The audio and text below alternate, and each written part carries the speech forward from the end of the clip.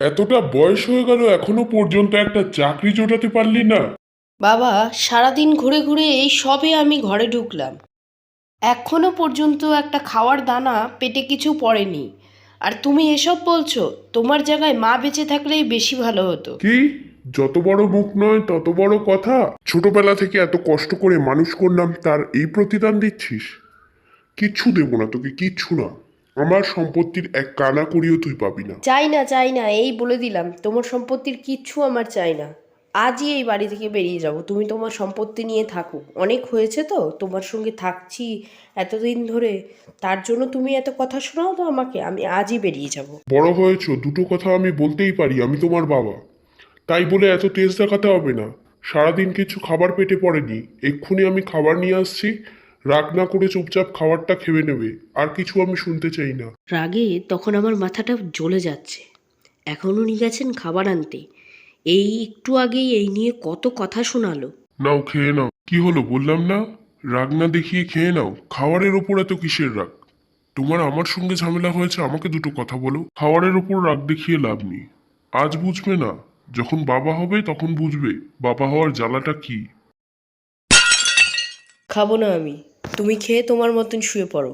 আমাকে একদম ডাকতে আসবে না, আমি রুমে গেলাম। হ্যাঁ হ্যাঁ, বড় লায়ক হয়ে গেছিস তো, এখন আর বাবাকে দরকার নেই। বুড়ো বাবাকে কি করতে দরকার? এখন তো নিজেই নিজের পথ দেখতে পারবি না। ওর জন্যই তো ভালো মতো বোঝালাম, খাবারটা খেয়ে নিতে বললাম, কথাটা কানে গেল না। যা খুশি কর গে, আমি আর কিচ্ছু বলবো না। আর একটা কথা শোনো, আমি এখন বেরোবো। আমি রাত্রে বাইরে থাকবো। আমি কি খাবো খাবো না, তোমাকে আমার এইসবের বিন্দু মাত্র খোঁজ নিতে হবে না। তুমি তোমার মতন থাকবে, ঘরে খেয়ে দিয়ে শুয়ে পড়বে, বাইরে একদম বেরোবে না, আমাকে খুঁজতে আসবে। রাত হলেও আমাকে ফেরানোর চেষ্টা করবে না।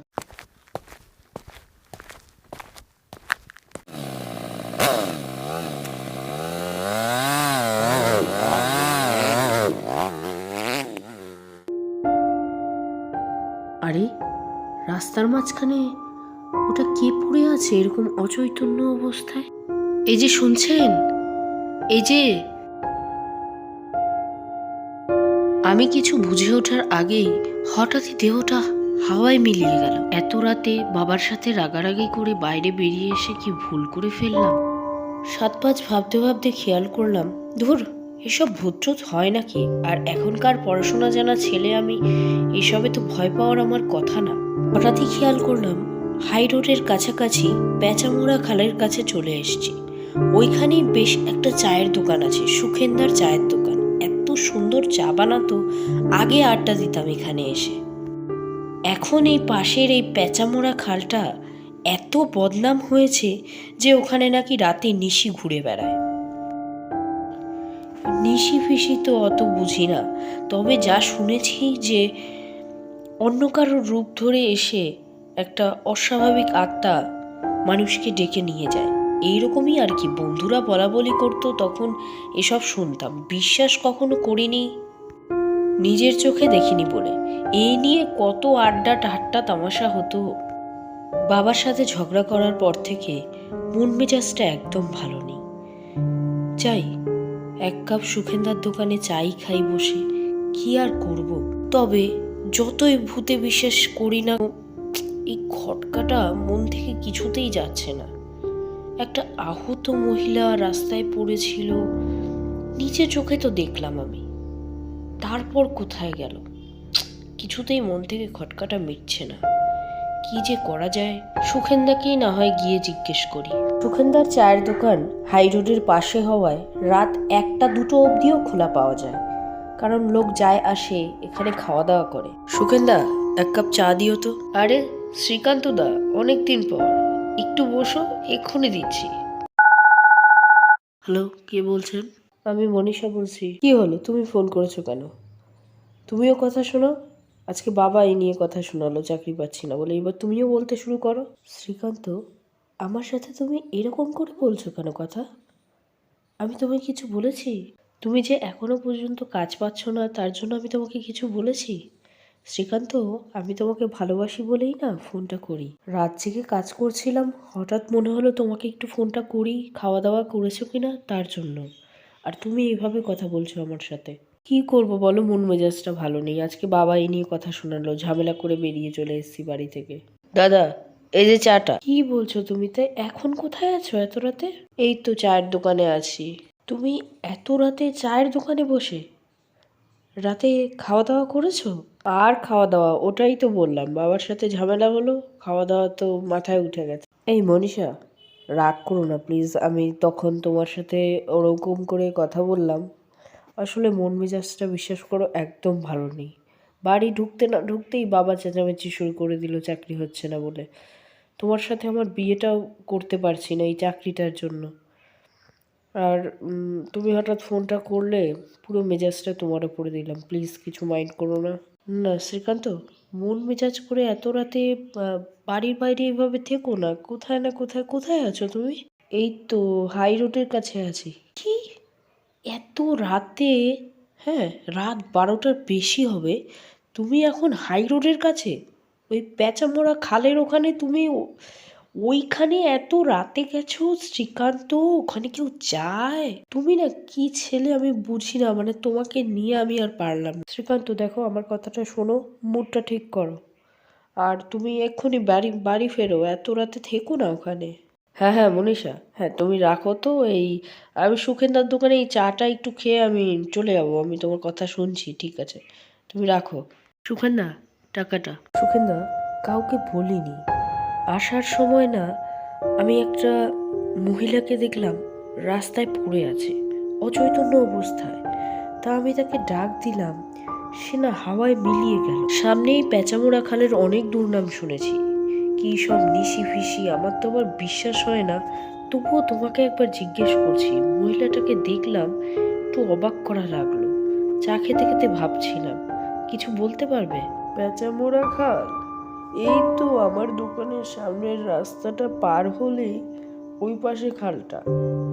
ও তো অনেক চেনা, অনেক পুরনো।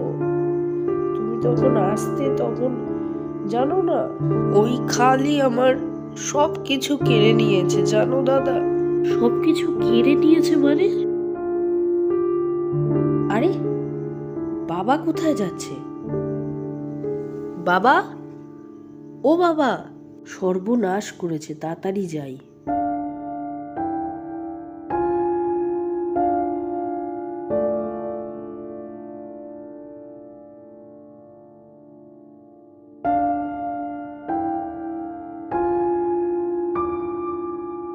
বাবা এই প্যাঁচামোড়া খালে কি করতে এসছে?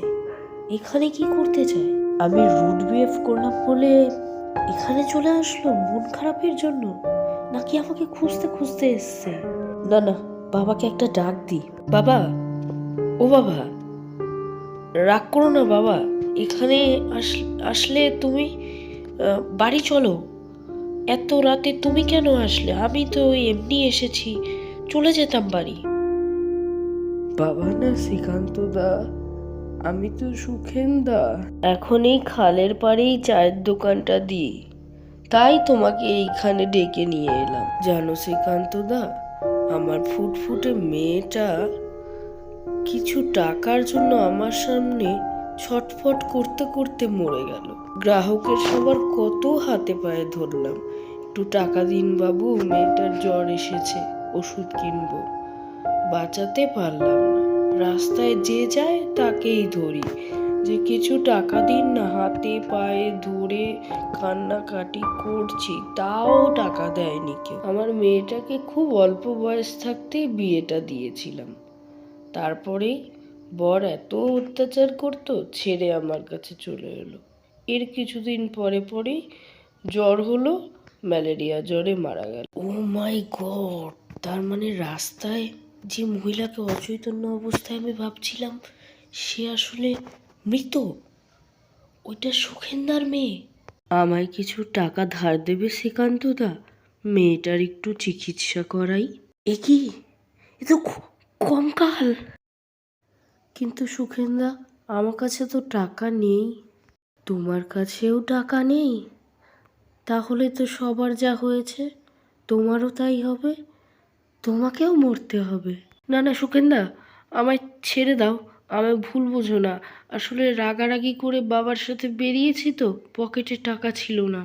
ওই 10 টাকা ছিল, ওটা দিয়েই চা খেলাম। হঠাৎই দেখি কঙ্কালের লম্বা লম্বা হাতটা বেরিয়ে আমায় ধরতে আসছে। আমি নিজেকে বাঁচাতে গিয়ে পিছতে গিয়ে খালের মধ্যে পড়ে গেলাম।